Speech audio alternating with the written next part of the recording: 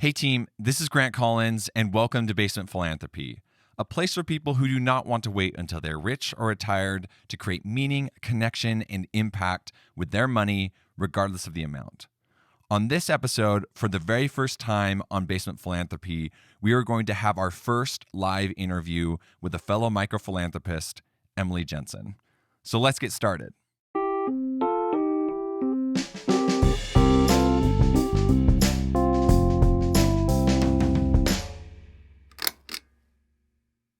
For anybody who knows Emily Jensen like I do, it would not come as a surprise to you that she is involved with micro-philanthropy. She's an Idaho girl who cares deeply about the world and the people around her. But what might come as a surprise is the dramatic shift in the way that she views money after getting involved with the micro-philanthropy space. But before we dove too deep into that subject, I had to take the opportunity to ask her about something I've been thinking about for a long time. Her homemade chocolate chip cookie recipe. Tell me more about this baking thing. So I'm a diehard. Basically, I have a note on my phone with the best chocolate chip cookie recipes I've ever tried on a scale of 1 to 10. Different criteria I rate them on, and I'm on a mission to find the best chocolate chip cookie recipe on the planet. So I am close. I've made good progress. I've had friends propose to me down on one knee after they've tried my cookies. Wow. So I like to keep that reputation alive and do what I can to bless the world with my yummy sweets. Yeah, I love that. I love that about you, Emily, that you make good chocolate chip cookies. So when Emily kind of has a really unique perspective, and I'm going to have a lot of people on this podcast that are like Emily that are getting into the space, because I really don't want micro-philanthropy to seem like, oh, that's just Grant's thing. Like Grant is really good at this, or he has, all of this experience, and so I could never get involved. And so that's why I want to bring on other people to talk about their recent experiences within intentional giving or micro-philanthropy. What I think is going to be really interesting for you as the audience to hear is Emily's journey into this space. As we started talking about it and she started getting involved, from the little background that I know, there's been some really cool things that have happened on your side of the coin. Emily, if you were going to give me a little bit of a background around giving growing up, and it doesn't necessarily have to be in the exact definition of micro-philanthropy that we have today, which is like using our money to create good in our local sphere of influence. What do you remember about growing up and giving? Yeah, so my parents are pretty service oriented, and growing up, they made it a priority to teach that to us. So every year or a couple years growing up, we would do 12 days of Christmas with families in our area, drop off gifts for the 12 days leading up to Christmas. And my dad especially was really aware of others around him. He would always every year around Christmas, he'd pick up these poinsettias from Home Depot, and he was so excited to give those to people in the area, and that's something he's continued to do. And so I grew up watching my parents be excited about giving and try to help us give.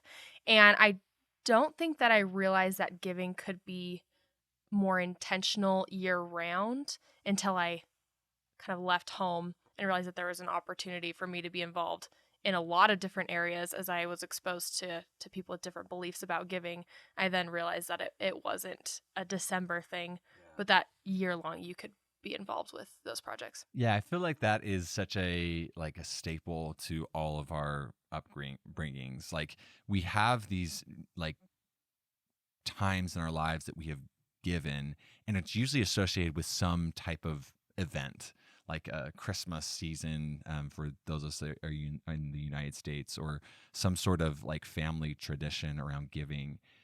And that was the same thing for me growing up. You talked a lot about, or you talked a little bit about that it was a little bit more service oriented. Do you have any type of recollection around maybe the first time that you started to see that your money could be a source of creating good around you? Yeah, I don't have one specific experience that I'm thinking of, but I do remember in high school, I'm the oldest of 5, and I wanted to really create good relationships with my siblings. And I realized that I could literally just offer to buy them lunch, and then I get 2 hours with them without any interruptions. And if I paid for that, they were always in. Everybody loves a free lunch. And so I would do things like that occasionally growing up, trying to, involve my sisters more in my life and develop a relationship with them.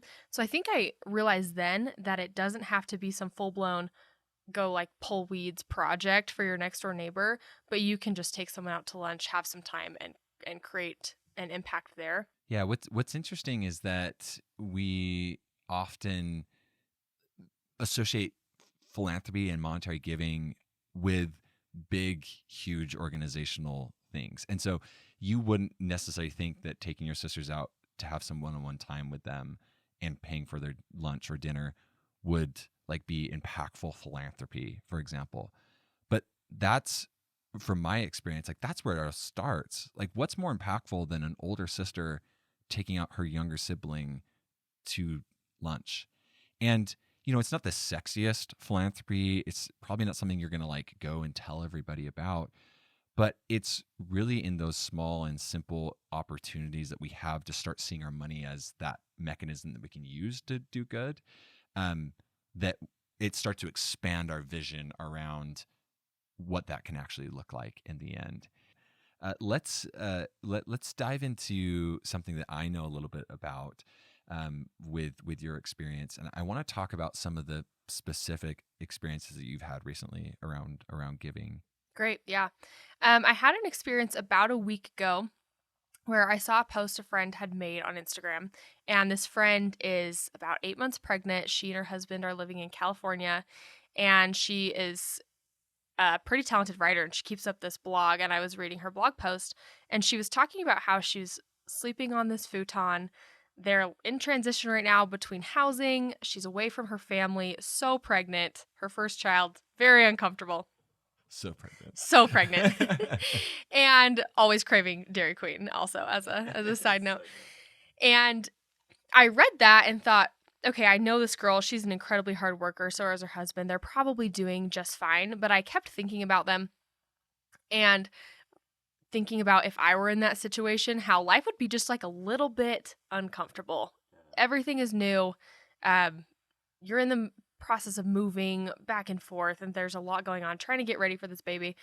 And so I thought, hey, this could be a really good opportunity for me to be involved in the way that I could. And so I basically just shot her a text and said, hey, just been thinking about you, would love to catch up. Do you have time to like jump on a quick phone call in the next day or two? She said, of course. So I call her up, and in between this phone call, I don't know if you're one of those people, if you're listening, who hates picking up the phone to call the doctor or to make a dentist appointment.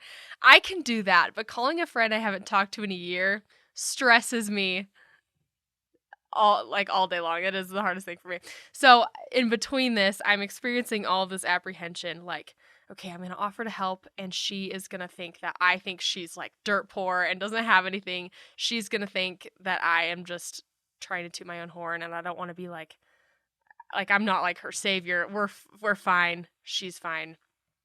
And then I go back and think, right, like she doesn't need my help. I'll probably just not. But I decided to pick up the phone anyway. We get into this conversation, and I just say, hey, I read your post. It was awesome. I know that you're experiencing a lot right now with the situation you're in, but I would love to contribute if I can here at all. Like, do you still need anything for your baby?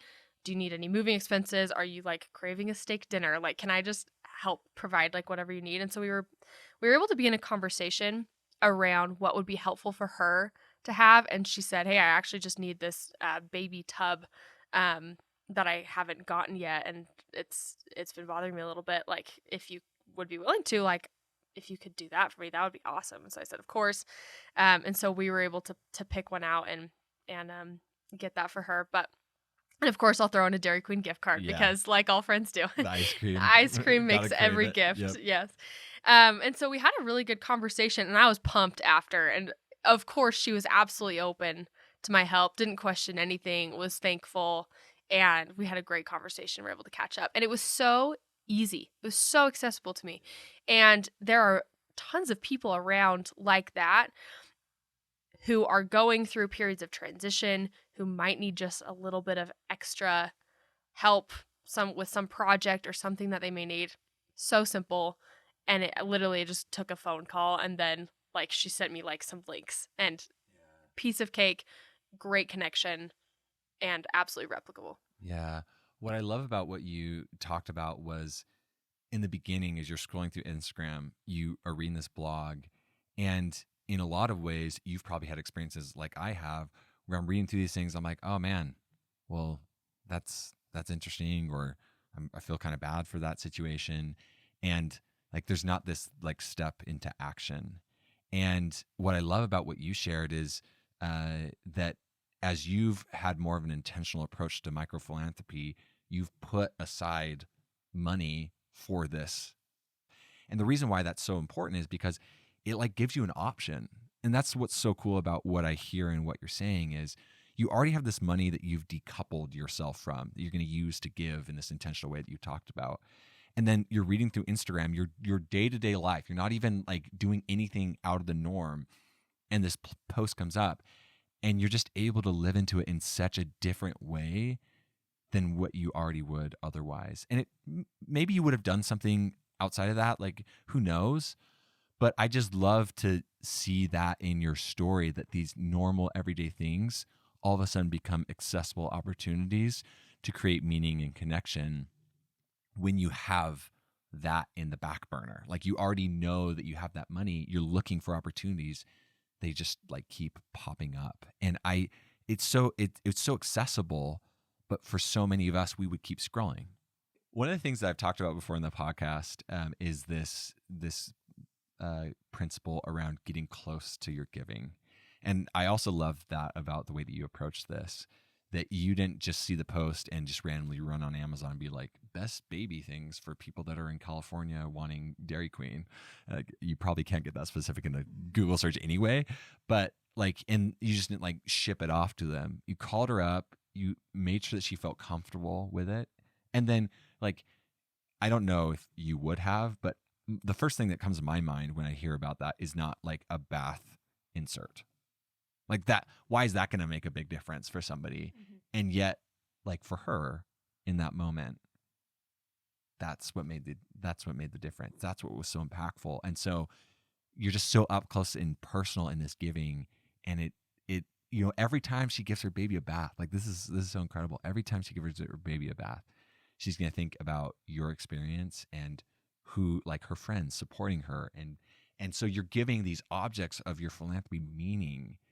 And like, wow, how incredible is that? This like little support system that you're building for this friend that you're not close to in proximity anymore, but you can still be a little bit close to by your giving. So I think that that's really cool. Definitely. Yeah, it's easy to make friends when you are involved in philanthropy because you can't have this close of an experience and then walk away from it with resentment. Like you will develop a connection with each other, and how cool to live your life that way.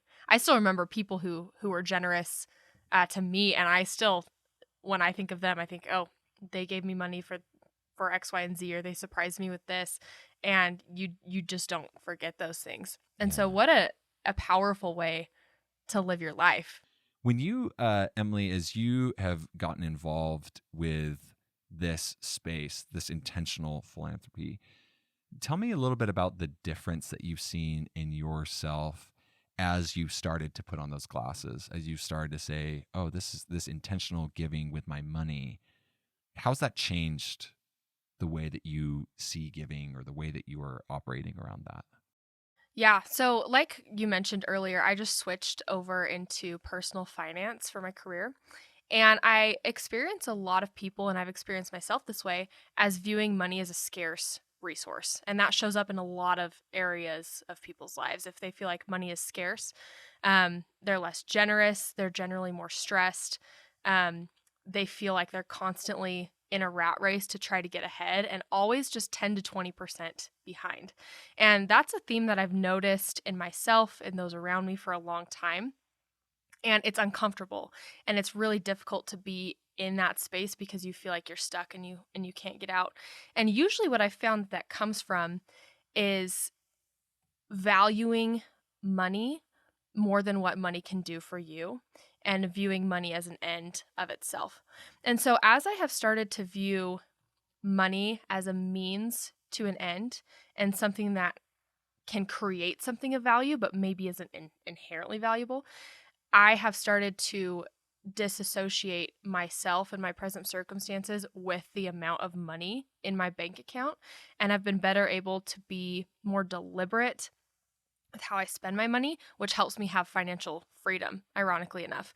And the more that I am purposeful about where I put my money and why, the more I actually feel in control. And even though I'm spending more money on other people, I feel like I have more left over for me, because money isn't like the end of itself. There's something that I can do and create with it.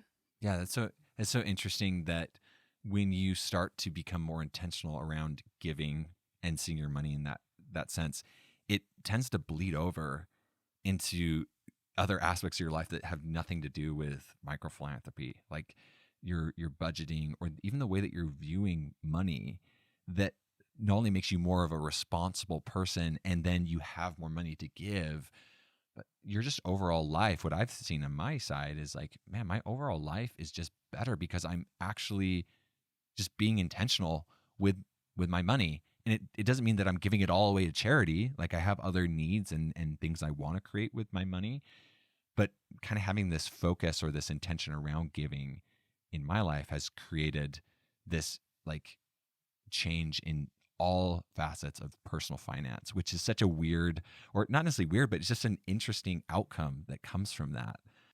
There's something that is really powerful that happens in your life when you are able to disassociate yourself with the things in your life, and you start to put more value on the way that you're showing up for people, your character, and what you value. And being intentional with my giving has allowed me to step outside of myself in a way that helps me to understand more about others and actually more about myself. And it helps me to chase what's actually important in my life and not chase the things that are going to go away.